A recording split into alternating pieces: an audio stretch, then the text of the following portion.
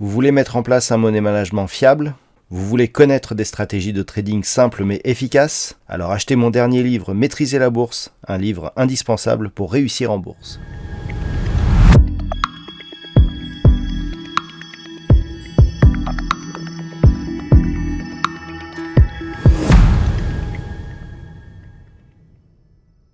Bonjour à tous et bienvenue sur boursicoté.com pour cette nouvelle analyse technique du CAC 40 en clôture avec une séance de baisse puisque suite aux dernières interventions de Jérôme Powell qui a confirmé que les taux allaient fortement monter du côté des États-Unis puisqu'on hésite maintenant entre 0,50 et 0,75 points de base pour la prochaine augmentation, et bien cela a pesé sur les marchés. D'un point de vue technique, on a eu ici une ouverture sur un gap baissier.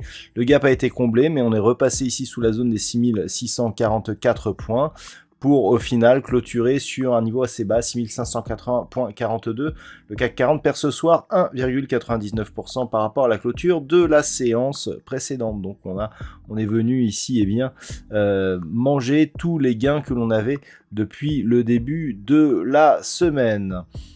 Du point de vue des indicateurs techniques, on commençait à voir ici l'émergence d'une dynamique haussière apparaître. Eh bien, pas du tout. On repart ici à la baisse et donc on reste neutre, très proche de la zone d'équilibre des histogrammes du MACD.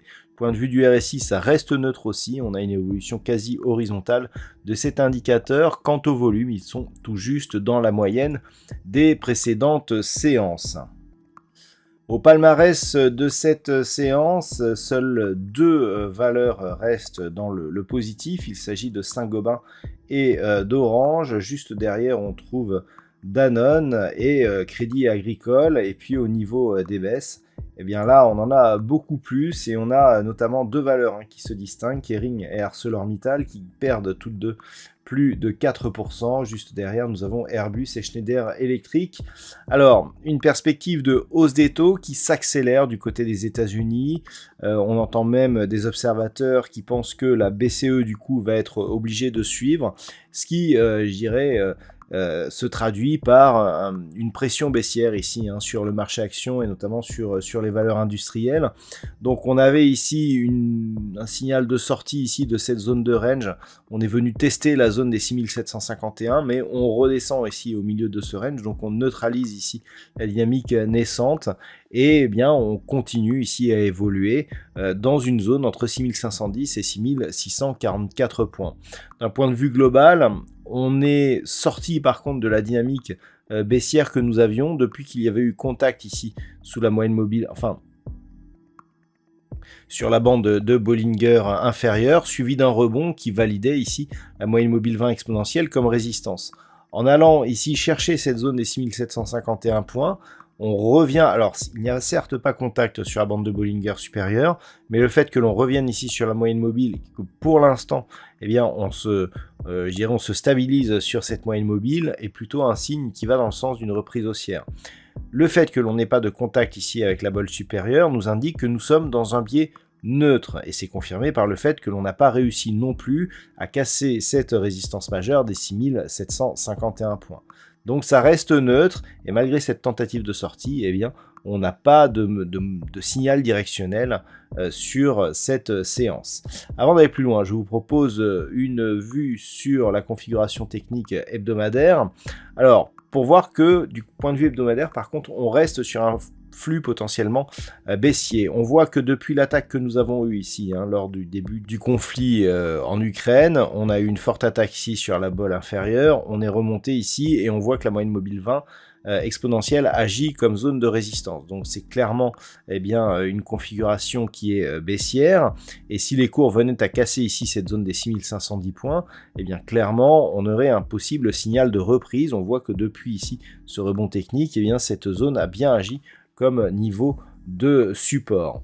Du point de vue des indicateurs techniques, eh bien, ça reste haussier sous la forme d'un rebond technique sur donc le CAC 40 en hebdo. Du point de vue du RSI, par contre, c'est totalement neutre dans une légère tendance baissière que nous avons depuis notamment cette divergence qui était apparue juste avant le retournement de l'indice. Alors, ce qu'il faut regarder donc d'un point de vue moyen terme, c'est cette zone ici de moyenne mobile 20 exponentielle, cette zone des 6644 points. D'un point de vue hebdomadaire, tant que l'on ne parvient pas ici à franchir ces niveaux d'une manière pérenne, on sera clairement dans une tendance orientée à la baisse. Une rupture ici des 6510 points eh bien, pourrait nous provoquer une forte hausse de la volatilité. Là, il n'y a qu'à voir la volatilité que nous avions sous ces niveaux auparavant. Donc, si on venait à casser ici la zone des 6510 points, d'un point de vue moyen terme, nous avons un objectif sur une zone intermédiaire ici proche des 6280 points. On a la zone majeure des 6169. Et ensuite, eh bien, on pourrait revenir sur cette zone de point bas en cas d'accélération.